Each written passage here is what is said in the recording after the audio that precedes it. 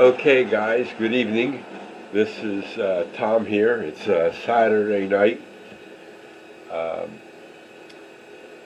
I put out a video today about the turntable, and yesterday I started working on a JMRI panel, this guy right here, and I had to add the turntable onto this panel.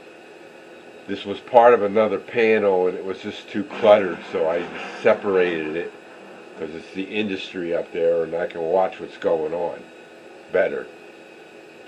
And as I was building the turntable, I came across an interesting feature that I wasn't aware of. And the turntable has an option in it that it says make it DCC enabled. So when I did that, it added a couple extra lines in the code for the turntable, and I can show you that. File, let's see, options in edit mode, and if I go here, click on this, and I click edit, I'm going to bring this over to here. These are the Ray tracks, they call them, and they're service tracks to me, but they're Ray tracks. And in here, when I said DCC controlled turntable, I checked that box, and it added this. And this happens to be a turnout, okay? And in the video I showed you yesterday, it said that the power cab uses select accessory, which is a turnout address, and you then do a 1 or a 2 for normal or reverse, and it moves the turntable with the power cab. So with this, you place the turntable number. So in the on the service track, there's 33, 29, 26, 35, etc. And down here you got 25, 36, 26, 27, 28, 29, 30, 31, 32, 33, and 34. Okay? So all those numbers are in here, and then you just say done, and you got it configured. So now when it sends a signal to the turntable by clicking on one of these green dots, it'll move the turntable to that service track. So currently the turntable, we'll just leave this up here, it's not going to bother anybody. Currently the turntable is on S35, and that's the lead-in track from the rest of the layout, and that goes through the double slip and out to the tracks and everything. And this one here also goes straight through to S29, and I recently moved S29 so it would be perfectly aligned when S35 was aligned, so that I can move a longer train in there. I can move an engine with a car, I can move consist engines in there and pull in there, stuff like that. So, because the turntable is only so long, you only can get so much on it, okay? So, that's why I made 29 in alignment with 35. So I can get straight across by either going to 29 or by 35. That's another added function.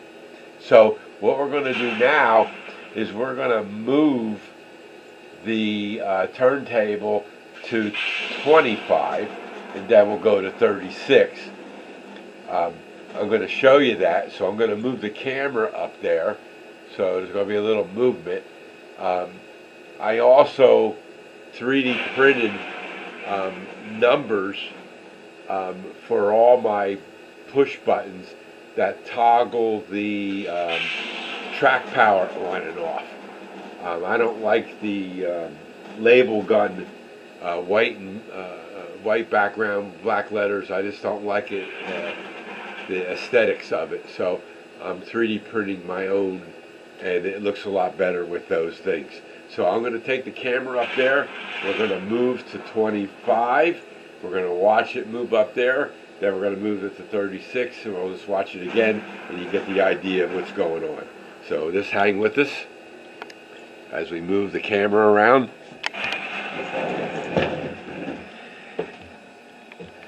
As you can see, there's the numbers I printed. If I can focus it in, okay. So now what I'm going to do is I'm going to place the camera up here so you can see it move. Let me just get it in place here.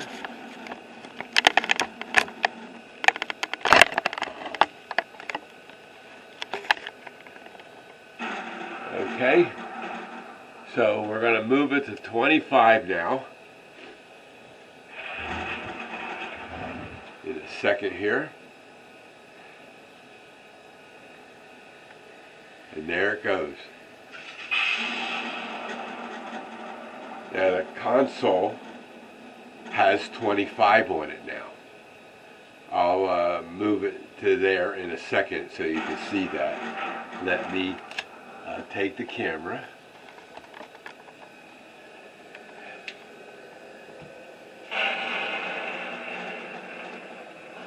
See how the console has 25 now? Okay. So now I'm going to put the camera back up here, and I'm going to see if we can get a view of it going to 36.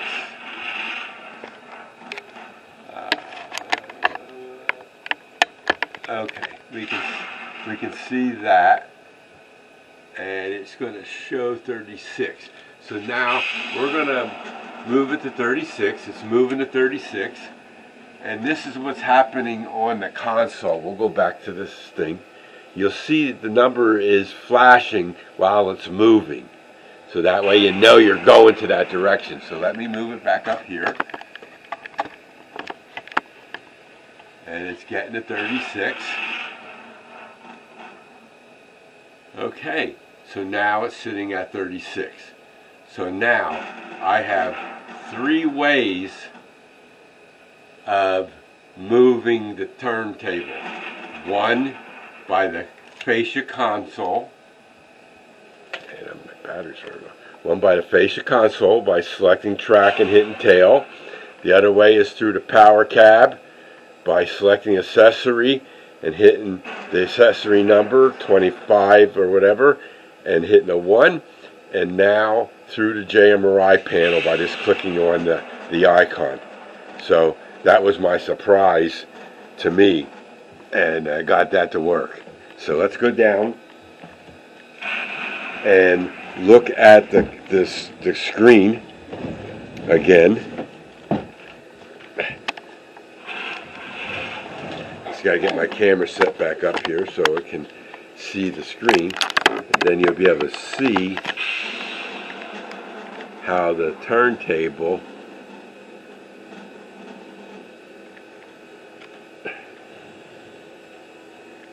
is now on S36. That's an S36 there if you can't read it. And the turntable, that black bar, is going to a service track 36. So that's all I have to say about that. And I'm glad that I figured that out yesterday. And I always wondered if you could do this in JMRI. And the guy I worked with in JMRI, he didn't think it could be done either. And then I figured it out, and I'm glad that I got it working. So if anybody has JMRI and they've got a Walters turntable, you want to know how to set it up, let me know, and I'll be glad to give you a hand. So that's it for this video. I appreciate everybody watching, and thanks for stopping in, and I'll catch you all in the next video. Have a good day. Thanks. Bye.